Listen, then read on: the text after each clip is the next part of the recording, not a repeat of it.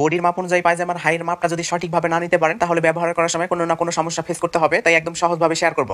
তো দেখুন এখানে প্রথমে আমাদেরকে 4টা পার্ট করে নিতে হবে, এরপরে কিন্তু আমাদেরকে এই সাইডে একটা মার্জিন করে নিতে হবে। এরপর রাবারটা সেট করার জন্য এখান থেকে আমরা 2 ইঞ্চি নিয়ে আরেকটা মার্জিন করে নিব।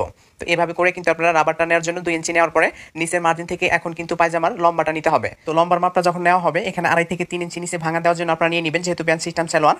এরপরে কিন্তু বন্ধ সাইড থেকে এখানে আমাদেরকে সবার জন্য 2.5 ইঞ্চি নিতে হবে। এরপর এই মার্জিন থেকে এখন পায়ের মুখের মাপটা আমাদেরকে নিতে হবে। এরপরে এক্সট্রা কাপড় নিয়ে নেবেন। এরপরে কিন্তু আমাদেরকে যেটা সব থেকে ইম্পর্টেন্ট, এটা হচ্ছে হাইয়ের মাপ। নিচের মার্জিন থেকে এখানে কিন্তু মাপগুলো আপনাদেরকে নিতে হবে। তো দেখুন বডির মাপ অনুযায়ী হাইয়ের মাপটা আপনাদেরকে কতটুকু নিতে হবে স্ক্রিনে লেখা আছে, আপনারা কিন্তু বডির মাপ অনুযায়ী সিলেক্ট করে নেবেন। তো দেখুন এরপরে কিন্তু আমাদেরকে জাস্ট এভাবে মার্জিন টেনে নিতে হবে। এরপরে কিন্তু আমাদেরকে এখান থেকে হাইয়ের রাউন্ড শেপটা দেওয়ার জন্য আমরা 2 ইঞ্চি নিয়ে এক্সট্রা কিন্তু কাপড় নিয়ে নিব। তো এইভাবে করে এক্সট্রা নিয়ে তারপরে কিন্তু আপনারা স্কেলের সাহায্যে এভাবে সুন্দর করে শেপ দিয়ে নেবেন।